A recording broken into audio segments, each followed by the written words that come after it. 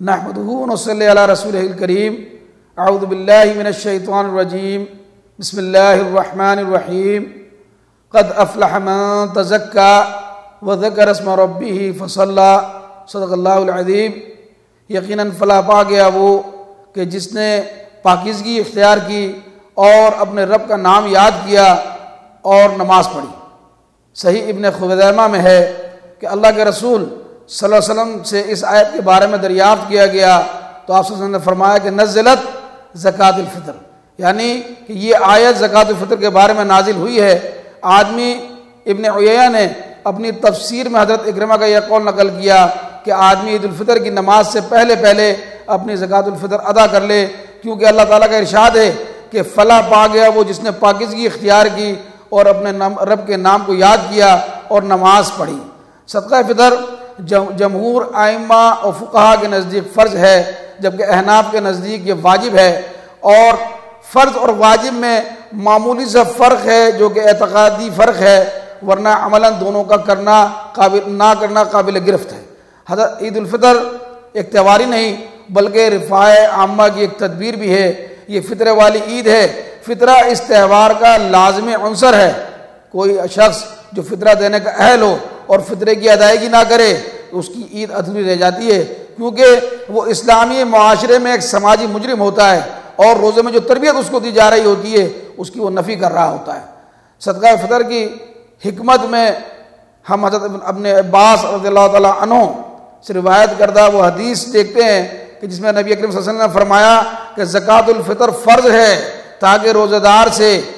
روزے کی حالت میں جو کوئی فضول بات اور نازمہ بات، کوئی لغو بات سرزد ہو گئی ہو تو وہ اس سے پاک ہو جائے اور مسکینوں کو کھانا میسر آ جائے۔ صدقہ فطر صرف انہی لوگوں پر فرض یا واجب نہیں کہ جنہوں نے روزہ رکھا ہو، بلکہ یہ ہر مسلمان پر فرض ہے، چاہے وہ مرد ہو یا عورت، وہ چھوٹا ہو یا بڑا، وہ آزاد ہو یا غلام۔ عبداللہ ابن عمر رضی اللہ تعالیٰ عنہ سے مروی ہے کہ نبی اکرم صلی اللہ علیہ وسلم نے کھجور کا 1 صاع صدقہ فطر کے طور پر ہر غلام، آزاد، مرد و زن اور چھوٹے بڑے مسلمان پر فرض کیا ہے۔ صدقہ فطر میں کیا دیا جائے، اس کے لیے جیسا کہ میں نے ابھی آپ کے سامنے رکھا کہ نبی اکرم صلی اللہ علیہ وسلم نے کھجور کا 1 صاع وہ دیا، آپ صلی اللہ علیہ وسلم سے ثابت ہے کہ آپ نے جو بھی اس میں دیا، تو لہذا ہم جو کا 1 صاع، ہم گندم کا 1 صاع، کھجور کا 1 صاع، کشمش کا 1 صاع، ہم یہ ساری ادائیگیاں اس میں کر سکتے ہیں، اور اس کے علاوہ ہم اس کے مقدار،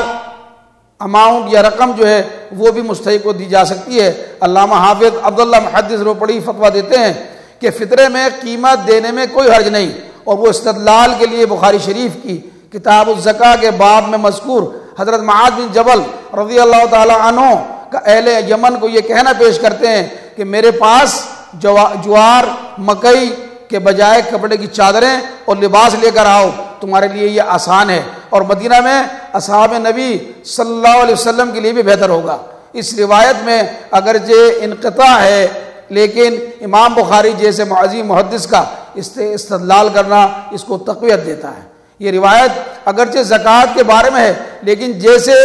زکوٰۃ میں اصل کے بجائے اشیاء ضرورت کی طرف عدل جائز ہے، ایسے ہی صدقہ فطر میں بھی جائز ہے۔ صدقہ فطر کی ادائیگی کب کی جائے، اس سلسلے میں بخاری اور مسلم میں حضرت عبداللہ ابن عمر رضی اللہ تعالیٰ عنہ سے مروی ہے کہ نبی کریم صلی اللہ علیہ وسلم نے فرمایا کہ صدقہ فطر لوگوں کے نماز عید کی طرف نکلنے سے پہلے ادا کر دیا جائے۔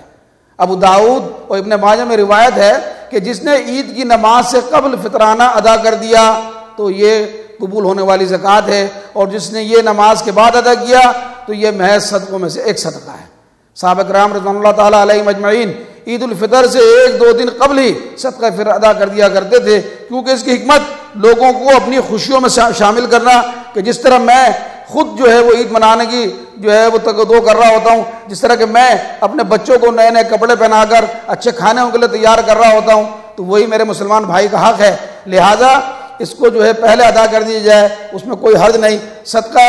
فطر اجتماعی طور پر ادا کر کے ایک جگہ جمع کرنا ہی ایک مسنون طریقہ ہے اور زیادہ مفید بھی ہے، تاکہ جمع شدہ ہونے والا صدقہ فطر اس سے زیادہ مستحقین جو ہے وہ فائدہ اٹھا سکیں۔ جبکہ انفرادی طور پر بھی اس کی ادائیگی کی جا سکتی ہے، لیکن انفرادی طور پر ادائیگی کرنے میں یہ احتمال باقی رہتا ہے کہ کسی ایک فرد کے بعد بہت زیادہ چلا جائے اور کچھ لوگوں کے بعد بالکل نہ جائے، تو لہٰذا اس کا ایک اجتماعی نظام وہ زیادہ بہتر ہے۔ فطرانے کی غرض و غایت حدیث میں طعمہ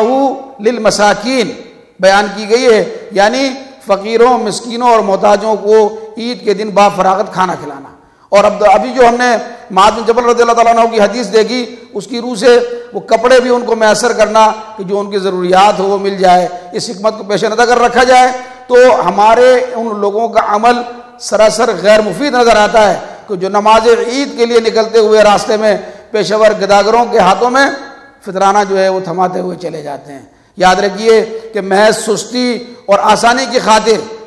عادی اور پیشہ ور قسم کے گداگروں کو صدقہ تھما دینا کسی طرح بھی مناسب نہیں، کیونکہ دانہ گل و گلزار تبھی بنتا ہے کہ جب وہ مٹی پہ ڈالا جائے۔ وہ پتھریلی اور بنجر زمین میں ڈال کر کوپلوں کا انتظار کرنا، اس کا فیصلہ میں اور آپ خود کر لیں۔ اللہ سے دعا ہے کہ اللہ سبحانہ و تعالی ہمیں عمل کی توفیق عطا فرمائے۔ وآخر دعوانا ان الحمدللہ رب العالمین۔ اللہم صلی علی سیدنا محمد وعلی آلہ وصحبہ وسلم۔ اللہم صلی علی سیدنا